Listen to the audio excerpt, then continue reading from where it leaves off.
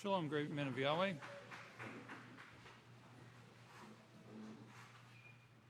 We're ready to begin, so if you please stand and we'll give thanks to Yahweh and ask his blessing on our class. Our great and awesome Father, whose name is Yahweh, this is Kohan Betzalel coming before you as a priest in your house, as a seed of the witness Israel through a high priest, Yahshua Messiah. The men are gathered here before me, Father Yahweh, to be taught at the feet of your priest, and the great priest that you've established in the last days, our great teacher, the great Kohan Israel Hawkins, the witness in the last days. We pray that our minds would be open and receptive to your instruction, that you would bless our understanding and our hearing, that we would hear and listen with a believing mind. We thank you for these opportunities that you give us on your holy Sabbath day. We give you all praise, honor, and glory as seeds of the witness Israel through a high priest, Yahshua Messiah, our beloved and our most ahab and most honorable and greatest king and high priest over the house of Yahweh and for all to come forever and ever. HalleluYahweh. Praise Yahweh. You can be seated. This afternoon we're going to be reading from the 5th book of Israel, chapter 12. This sermon was given in the 4th month in 2005, and yet the words spoken here are more applicable today than ever were even at that time. And when you think of all the information that's been brought out in the house of Yahweh according to the and relating to the prophecies, the great amount of instruction, the knowledge that's been brought forth, if you tried to cram that into 6 months or even 3.5 years, you'd be hard-pressed to do it. And so we see that these things have been brought out in time as the witness Israel has discovered and studied these things out and seen these things fitting together for the prophecies. He's put that out there for us to read, to study, and to understand how all that fits into the great plan of Yahweh. And yet there's a lot of it. And so we see some of these lessons going back years that we're seeing now, these so many years later, and we can see the events taking place in the world today fitting exactly according to what was being brought at that time. It reminds me of a quote that was given from Condoleezza Rice about how nuclear war begins. It doesn't start in a day, it begins with a process, of discussions and, the back and forth tensions that they have that we're seeing now, like you see between the U.S. and China. So here in chapter 12, beginning page 92, this is entitled, "The Kingdom of Priests Will Bring Peace to the Universe," number 4. So this is the 4th in a series on this subject.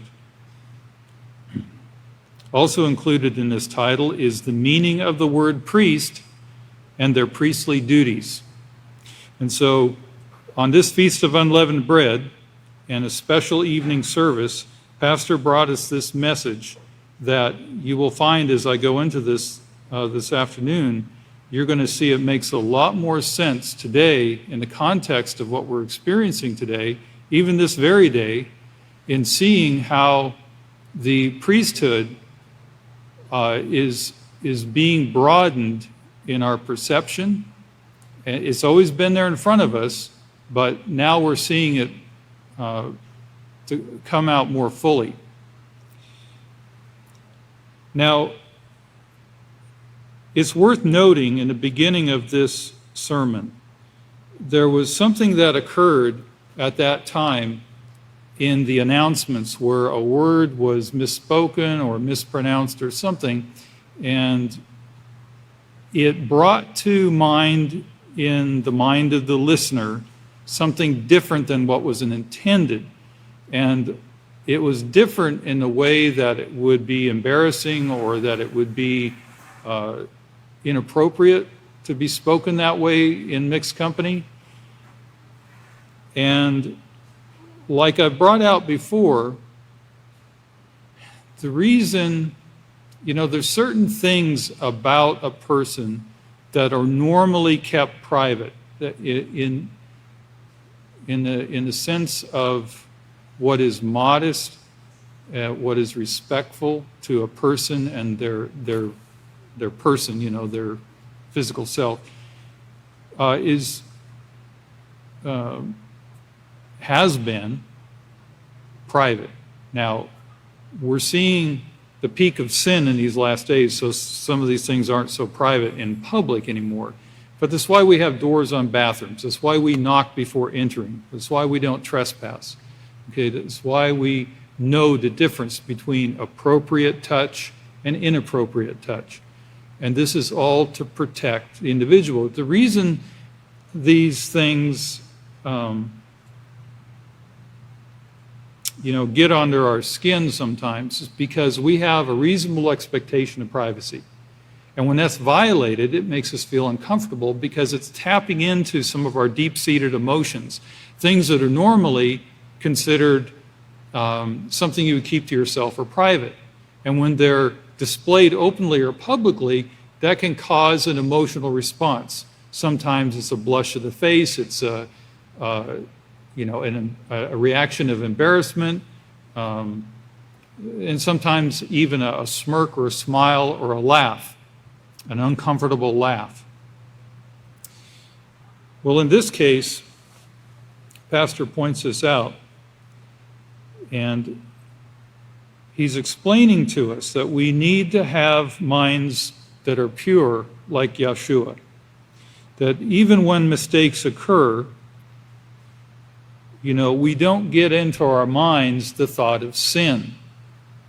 So this takes a bit of maturity.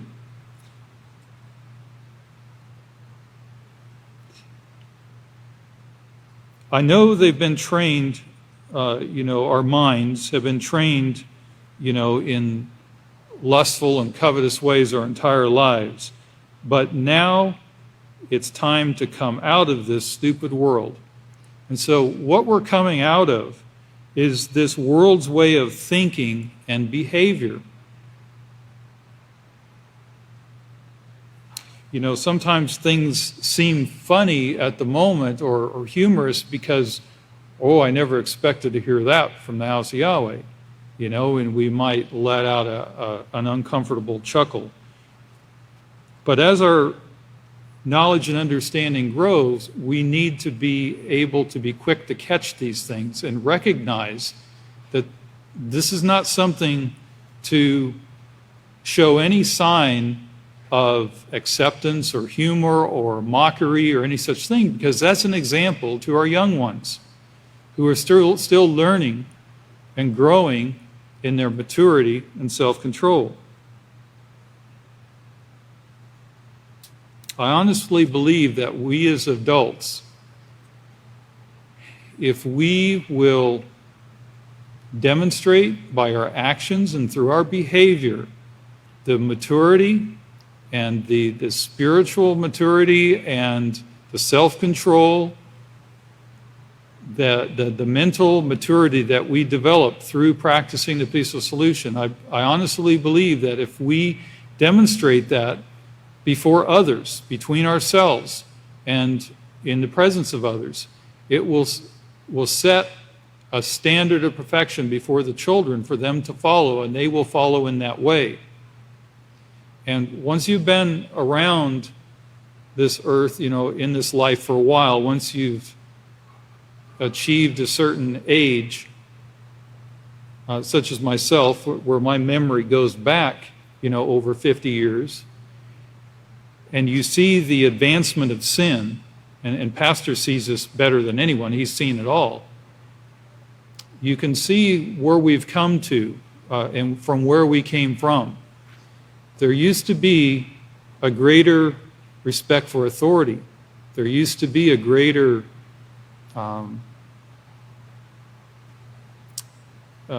sense of self-control, typically, in society. And over the years, and I would say with my generation especially, when we got to be teenagers, a lot of this started falling by the wayside. And it's been brought out recently in the house of Yahweh how we need to not even have the appearance of this world. People should see a difference. So my mind's just going back to the memory. I could sit here and tell you stories all day, but we got the kingdom for that.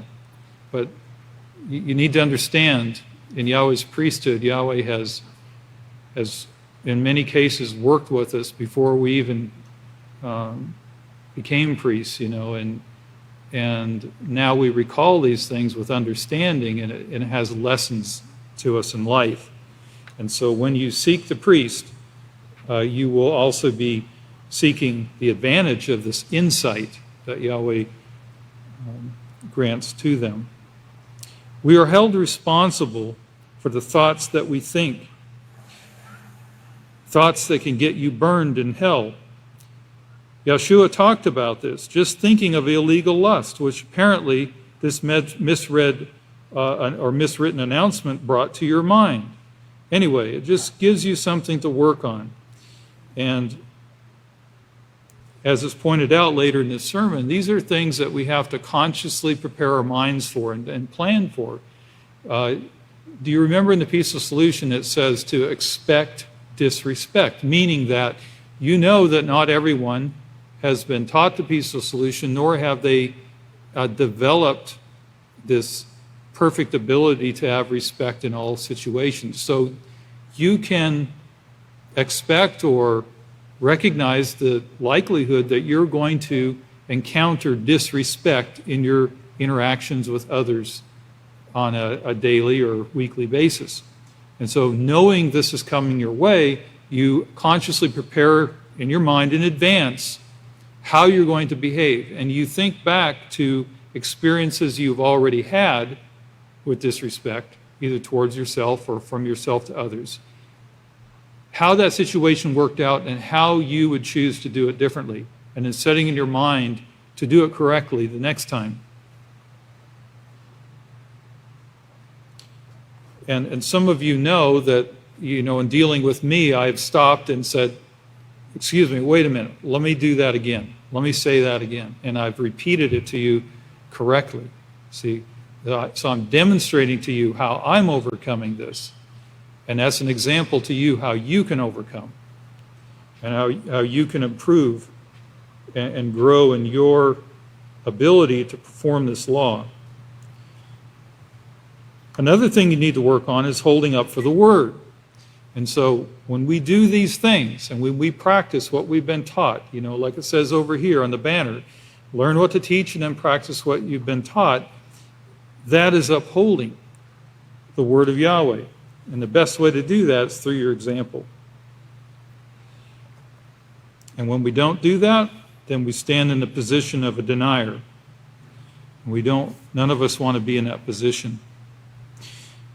Okay, now, in verse 5, now he tips into present time. Pastor's like our time machine, He just kind of launches you forward here. Things that are going to affect you in the next few months, which turned into years, and you know the story. But it's already started, and it's already building. I brought this to you several years ago and told you that this is going to take place. We're facing the 7 last plagues. And they're the worst that will ever be recorded in history of mankind. So even though with the latest pandemic, you might not even know anyone personally that's been affected by it directly, but you hear about it in the news every day, and at this point you might be thinking, well, I think we might have beat this one. Well, hold on. Don't get your not your hopes, but your don't let down your guard, because there's another one coming. So everything you've been learning, you're going to need to apply even more so now. Now, one of the things that is detrimental in the world today is how mankind has ruined what Yahweh created to be perfect for them. And this is what we find in this sermon. The role of the priest, the priesthood, not just the men priests, but the women included. The priesthood includes, like, let me put it to you this way, the saints of Yahweh. Who do the saints of Yahweh comprise? It comprises us. It comprises the wives, mothers, children, okay? Everyone's included in this priesthood.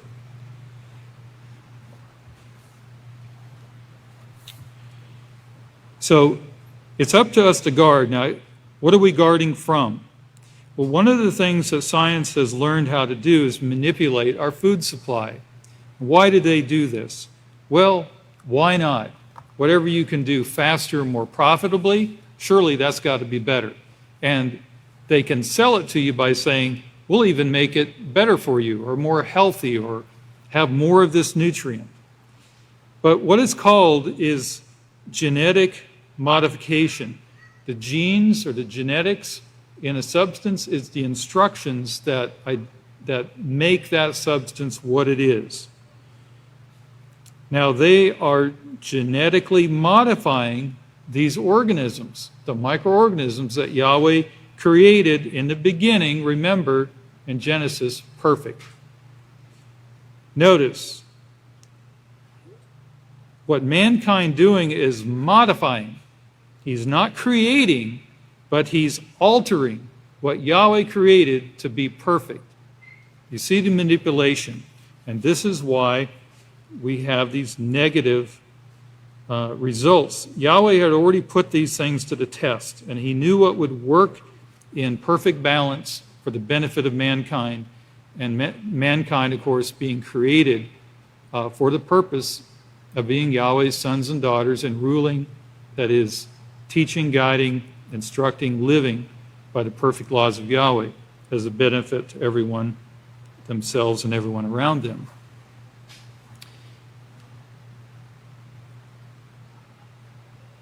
So what has brought this all downhill is mankind himself. So we as priests, and those learning to be priests, those who are heads of your family, learning to be righteous heads, you are setting the example. You are setting the guideposts, if you will, for your family to remain within. And we're to guard what Yahweh's created. And this goes beyond food supply. You know, it goes into even our characters. And why has man done this? Well, it's for the lust for money, power, status, influence. Because remember what they do with anything they can do faster, better, more profitably, they take that profit and they go spend it on their lusts. Have you ever noticed how when rich people die, they go back and look at their lifestyle and they find that many cases, oftentimes they have their playgrounds in some island somewhere, whatever, where they would fulfill their lustful desires? They always seem to end up doing that with the wealth that they accumulate. And they end up in these sins, and just like the Malachim, they end up perishing because of those sins. Now, Pastor picks up in Hebrews 2 and verse 5, where he shows us who the world to come of Yahweh's creation, what that's for, who that is for, and who will rule there. In verse 58, Hebrews 7:1, he speaks of this Melchizedek, king of Salem, priest of Yahweh Most High, who met Abraham. And here the translators got in here and made it look like Abraham was this murderous king or murderous warrior. And in fact, the truth is he never killed anyone. And we can prove that from the law because it shows Abraham is part of the promise of the priesthood, and no priest who has killed men would be allowed this position. the high position that Abraham will have, that he's promised in the kingdom. Verse 2, and Abraham also gave him a tenth part of all, speaking of tithing. First, his name being translated means king of righteousness, that's Melchizedek, and then also king of Salem, meaning king of peace. He was sent there to bring peace to that city for a certain length of time, for a certain purpose of having a certain man born who was our Savior. And so to bring you more on this great topic and this man and the importance of this priest and the priesthood, I'd like to ask you to please stand, and I'll present to you our next teacher, the great Kananya. Praise Yahweh.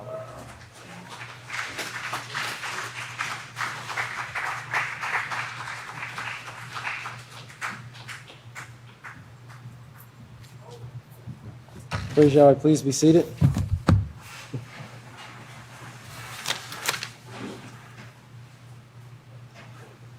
Almost missed it. I was just running to go grab a note off the, off the stage there. All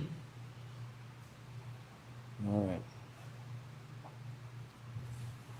Okay, so continuing in this sermon here. Let's see here. All right. What the great Khan was talking about there regarding Yeshua and the work, this work here and the meaning of the word priest, and Yeshua and what he did. And of course, we see that everything is patterned off of the heavenly. Everything is patterned off of the original, right? I mean, this is what Satan also does. She takes from the original, and then she makes imitations, copies of it. But hers is a mixture of righteousness and evil because she doesn't have the authority from Yahweh to bring forth the righteous laws of Yahweh.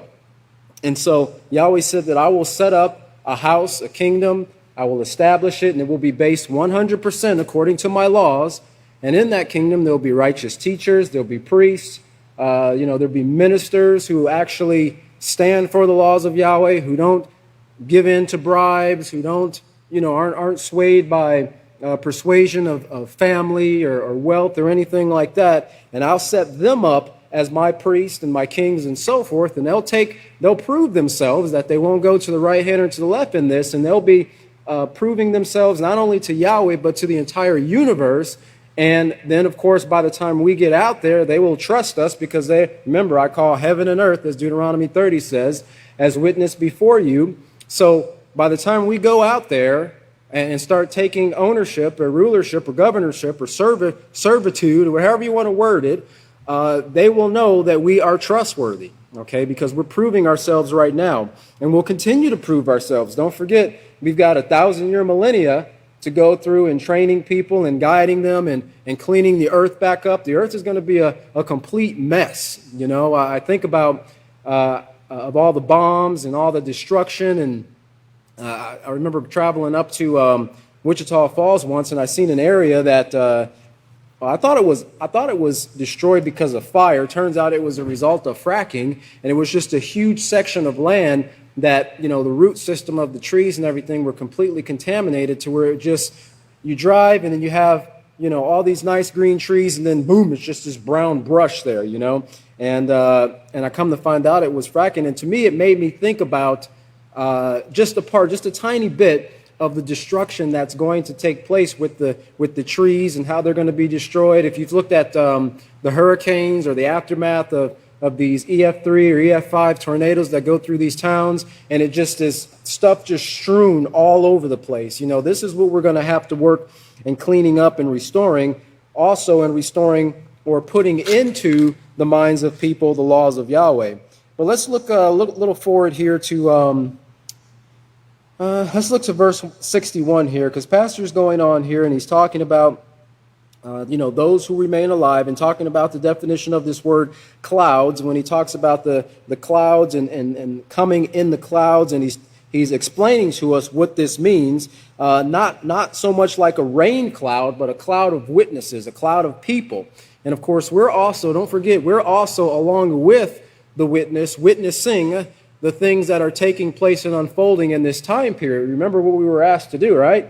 To write our books, to write our testimony, so we can go back and show other people what took place when we were eyewitnesses, because these things that were written for us from Genesis all the way through Revelations, it was eyewitness testimony. Moshe didn't see the flood take place. You know, they call them the books of Moses in the King James Version, and he might have had a part in writing certain of these things out and putting it into a certain book form, but Moshe didn't witness Noah getting on the ark, right? You know, he didn't see the flood coming, because it would have been 9 people, right?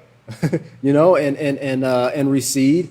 But that information was taken by eyewitness testimony, people who actually saw these things unfold, just as we saw in the second volume with the apostles and the writings that they were inspired to put together by Yahshua Messiah. But even still, all that stuff, all those books were separated until it was put together at a certain time period known as the Book of Yahweh, just those collection of 66 books. And Pastor was talking about this cloud of witnesses here. Look at verse 60. Let's look at verse 62. It says, Revelations 1:7, behold, he is coming with clouds. Now, does that mean there's going to be a lot of rain or hell? There's going to be a lot of hell, H-E-double-L, that's for sure. Yeshua comes with clouds, and every eye will see him, and they will also, and those who also pierced him, and all kindreds of the earth will mourn because of him.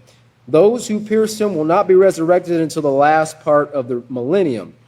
Do you remember that? Only the righteous in Yeshua will be resurrected first. And they're even going to fight against Yahweh Shema. They're going to fight against this when it takes place.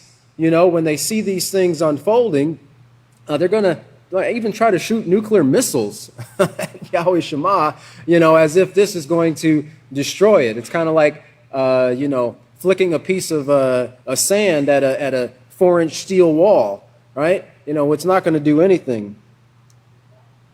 At verse 63 here, it says, the ones that are coming with him are the clouds. You're going to be a part of that cloud. That multitude who is coming with Yeshua right here, that's right. Almost all the prophecies in the Holy Scriptures, I say 2/3 at least, are talking about us in the last days. Okay? The end of something, as Solomon said, is better than its beginning.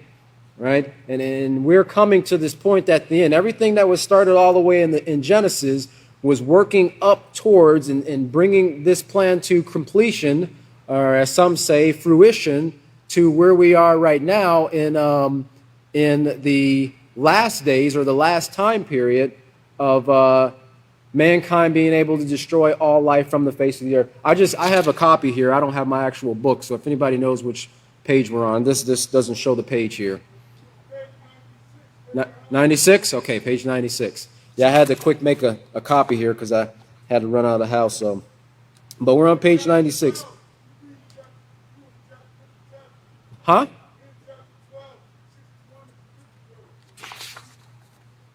Oh, I sure am. Con, can you hand me that? You're in chapter 13, but you should be in chapter 12 right here. Can you hand me those other papers right there? Or can I just see the book? Yes. So that's where you're picking up. I apologize. I grabbed the wrong set of papers. I have 2 sets there. I have some papers over there. Could you grab me those 2, please? All right. Yep, I sure do. I apologize for that. Yeah, this is the special service. Okay, thank you. Okay, page 96 there. As they say, my bad. All right.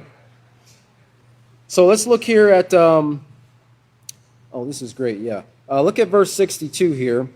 It says, Melchizedek's father and mother were not recorded in the genealogies, neither was their beginning of days nor the end of his life, but he was the representation of the Son of Yahweh, which was a representation of Yahweh himself for the continuance of the priesthood that is going to continue throughout all eternity. Now, keep in mind that that this is what Yahweh said, not only with mankind, but of Yeshua. It started with Yeshua, of course, but also those who were to fall in line or follow with him afterwards, that this priesthood was not going to be. Remember in Isaiah chapter 40, 42, 43? Yeah, Isaiah chapter 43, at the end of that, he says, therefore I will dissolve the Levitical priesthood and give Jacob to the curse and Israel to reproaches. But the priesthood after the order of Melchizedek was still in existence. And this is what he said he was going to set up his priesthood with mankind in these last days. It was going to be after the order of Melchizedek. And if you think about with Yahshua and the continuance of that priesthood, what prevented the priests from continuing in service? Huh? Well, no, not that. Well, no, not that. Death. They all died, right? Right? So they were prevented, because the high priest, he didn't lose his position, but he was prevented from continuing in his service because eventually he died, right? Because it's appointed to man to die. But Yahshua, our high priest, having overcome all, now sits at the right hand of Yahweh. Death has no power over him. So we continuously have a high priest every day going before Yahweh on our behalf, who is always going to be there, and he was since his resurrection from 2,000 years ago all the way up until now, this time period where the house of Yahweh was established, and bringing us to perfection and protecting this work, and even so much as governing the winds that affect our area of land, and even the things that affect that which has to do with us, the things that we must eat, the air that we must breathe, the water that we must drink, and so forth. But Yahweh always said it was after that order of righteousness. It had to be complete, perfect righteousness. The bloodline, where did blood come from? Why is it there? Because of sin, right? Okay? And so it was never, the initialization of that wasn't through blood, but it was through righteousness. And this was always the requirement that Yahweh had concerning his priesthood. But Pastor goes on here. He talks a little bit about his history and how things were built and some of the things he grew up with seeing when he was growing up in Oklahoma, when he was a baby. And remember, he was born in the ends of the earth, and we went through many, many sermons of prophetic words showing that the way that Yahweh worked all the details of those prophecies out and brought them forth in detail to anybody who would remember what prophecy is for, the believers, not the unbelievers. Some people will go, okay, here we go, talking about Israel Hawkins again. Are we worshiping a man? Why are you celebrating? These are some of the things that people say, why are you talking about his birth? I thought we didn't celebrate birth dates. No, we're not celebrating birth dates. We're not, are we worshiping? Yeah, we are. We're worshiping the man who brings forth the man who brings forth the laws of Yahweh. Worship is just merely service. Children worship their parents. We worship one another, but that worship is the representation that Yahweh gives us and how we should conduct ourselves. And in doing so, on these two things, on these two laws, hangs all the laws and the prophets, loving or ahaving Yahweh with all our heart, soul, and might, and ahaving our neighbor as ourselves. So when we do this, yes, it is worship, but it's a righteous worship, not bowing down and, making images of people, or like the children of Israel did when they came out of Egypt. But Pastor, he talks a little bit about his upbringing, because all of this plays a part in this bringing forth or understanding what it means, this word priest.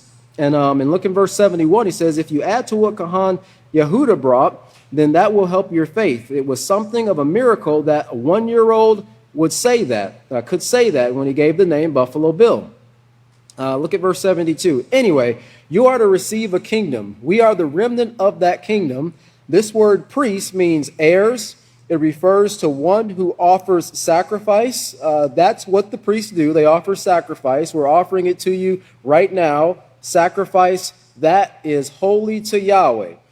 This is kosher killed food that we can vow, as far as we know, is clean. And I remember when we first got this ball rolling, and Pastor's been, we got to where we were providing clean food for our people.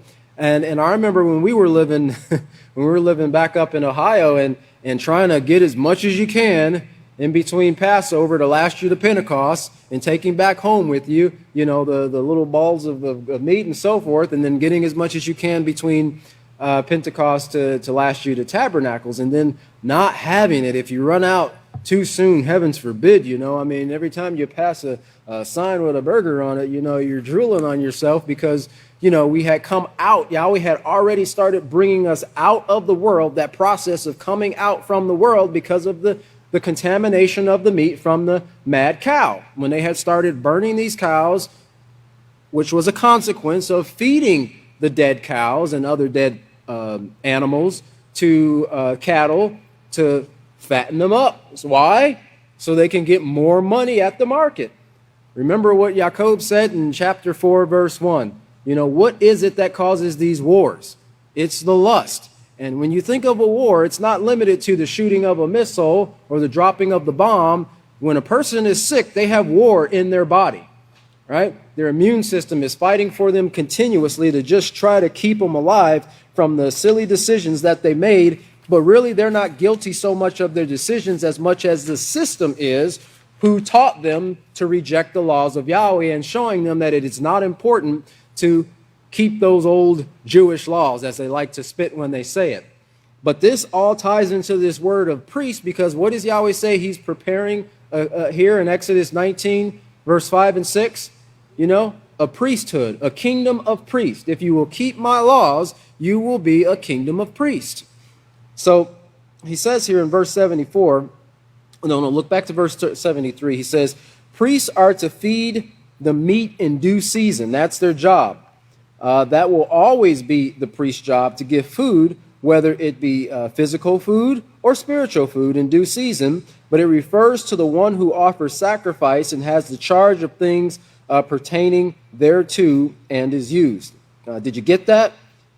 This goes for Kohanas. This goes for everyone who is in this priesthood in the house of Yahweh, because it's a body. Yeshua said, it's a body you are prepared for me. Well, let me read it again. It refers to one who offers sacrifices and has the charge of all foods that are eaten. Is that plainer? That's what it says, or that's what it's saying, praise Yahweh. And that's what a priest is. And that's one of the things that pastors always reiterated to us, that we must guard and keep. And guarding and keeping the food supply is so important because, I don't know about you, but I really like eating, okay? And I like eating food that I know is clean and healthy. And I remember what Pastor said a long time ago. He says, if you don't like something, fast for a little while and then eat that the first thing. And now, I didn't have any opposition to grasshoppers when we were serving them before, I was eating them. So no problems there. Never had a careless weed in my life until that, we had those. But I tell you what, it sure did kind of feel like I was fasting when I was eating them. And by the time the end of day 2 was coming, I was like, give me those careless weeds and those grasshoppers. I was hungry for them, and almost like fiending for them, But now, whenever we eat, I'm really looking forward to the careless weeds and the grasshoppers. I got the taste in my mouth, right? That's the wisdom of Yahweh, the taste in my mouth. And it helps when you hear something like, there's something in it that helps you to balance out the aggression and to make certain decisions into, a connection with Yahweh. But even without that, just being instructed to do it, obedience should be enough. In verse 76, he says in Revelations 1:1, the revelation of Yeshua Messiah, he is our high priest, which Yahweh gave to him to show his servants, that's us, things which must shortly come to pass. And he sent and signified it through his Malach to his servant Yachanan. And of course, these things that he's talking about here, he says in 7, that word must means necessary as binding. Ought, must, needs to be done. It's necessary to bind you. It's a necessary thing. That's what Yahweh gave it to us for. So we need to believe it. It's a necessary thing in binding his house together. And of course, the one thing that binds us is the laws of Yahweh and obedience to his laws. But of course, Pastor goes on talking about the things here that we're going to have charge over. And this is necessary for us to overcome the sins that keep us from making this connection with Yahweh and being like Yahweh, and of course qualifying to receive the authority. Keep in mind what Pastor said here. He says, if you don't accept authority won't be given to you. And a lot of times the carnal mind's nature is to want the reward without the effort. You know, people want to lose weight, but they won't exercise. So they hope that they can drink a ton of Diet Cokes, right? And, eat a 96-ounce steak and then have a little 2-ounce salad, right? And hope that they can lose the weight. Well, no, you have to put forth the effort. And if we want this priesthood, and this is something that we should earnestly desire, because it's a righteous thing and it's offered to us, then we must put forth the work and prove to Yahweh that we're going to be steadfast and 100% stayed on his laws, not wavering to the right or to the left, and that he will be able to trust us in the position and whatever it is that he has for us, that we won't turn like his first sons did and leave their first estate. Well, so Pastor continues on talking about that, and he talks about, here, let's see here. This is in Revelations chapter 5, in verse 13. Look over to verse 96 here. It says in verse 13, "And every creature which is in the heaven with which the heavens creep." If you could understand it better like that, think of it as every creature with which the heavens creep. They're there too. There's nothing new under the sun. They're in the planets. They're on the planets. If they're not, we'll put them back there and cause the planets to start working again. And if you think about it on a microscopic level, that our human bodies are made up of just trillions of these individual creatures that work and they have a job to do. And they can do their job perfectly as Yahweh designed in Genesis, chapter 1 and 2 and making mankind. But when we do things outside of the laws of Yahweh, we start putting poisons into their bodies, each of their little individual bodies, and we continue to do it, and it spreads, and it's a mass of them that start to get sick.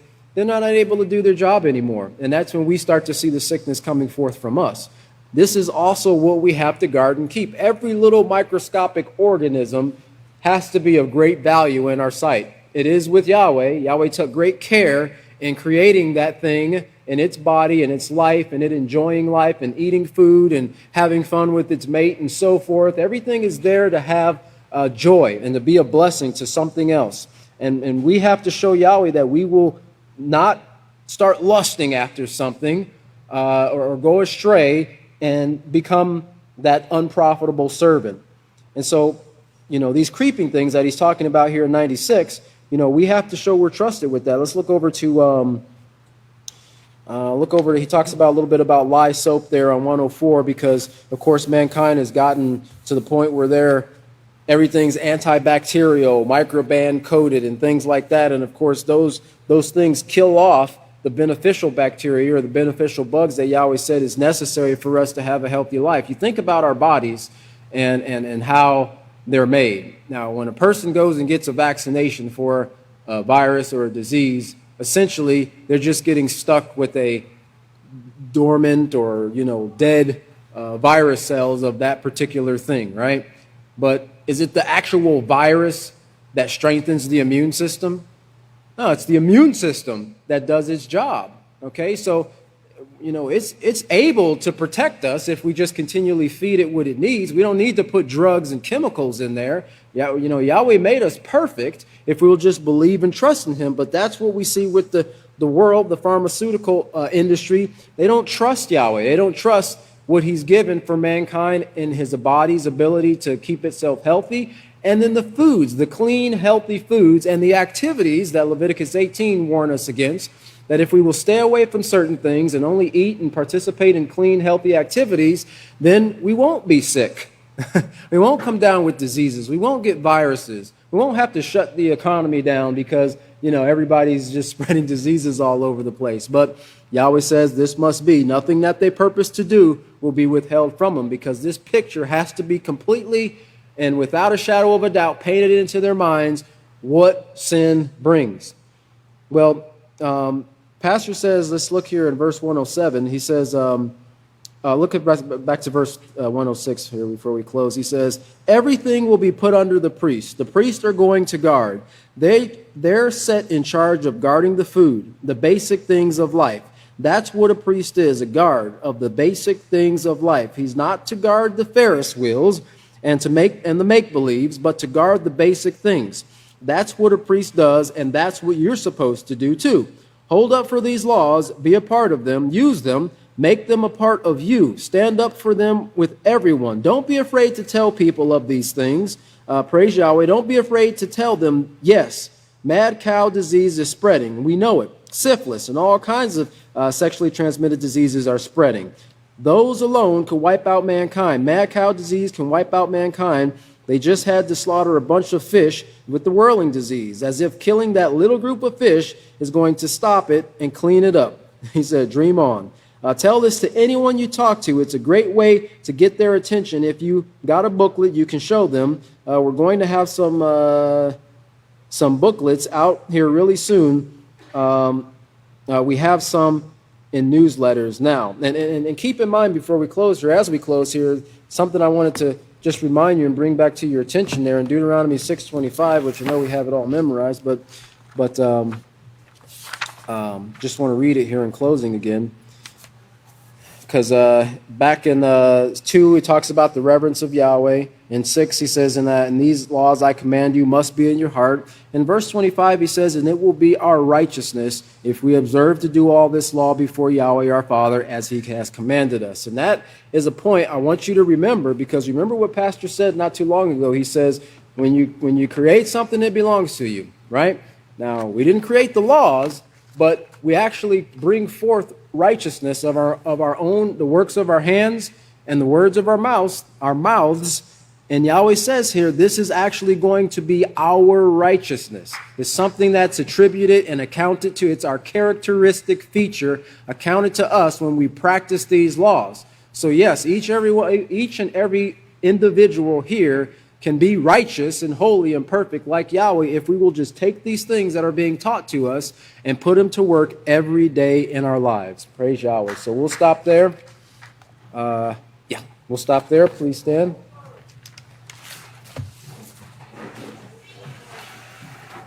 Yahweh bless your understanding.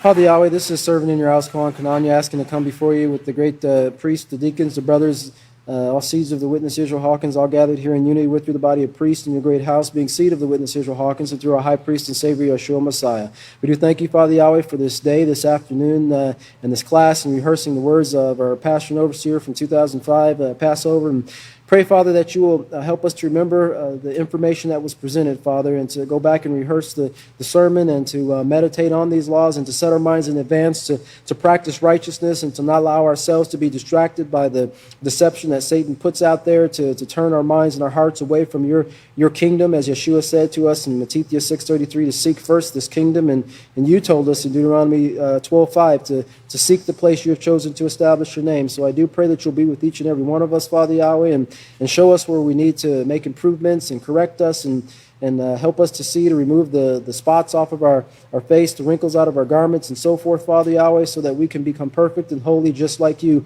and ready to govern with our high priest Yeshua Messiah and our teacher Israel Hawkins and being a light to this world and to the universe, Father Yahweh, cleaning it up and restoring the desolate waste places. We do love you and look forward to working with you and one another throughout all eternity, Father Yahweh. And we bless you and pray your blessings upon the remainder of the Sabbath through our high priest, Yeshua Messiah, being seed of the witness Israel Hawkins, to the body of priests. HalleluYahweh.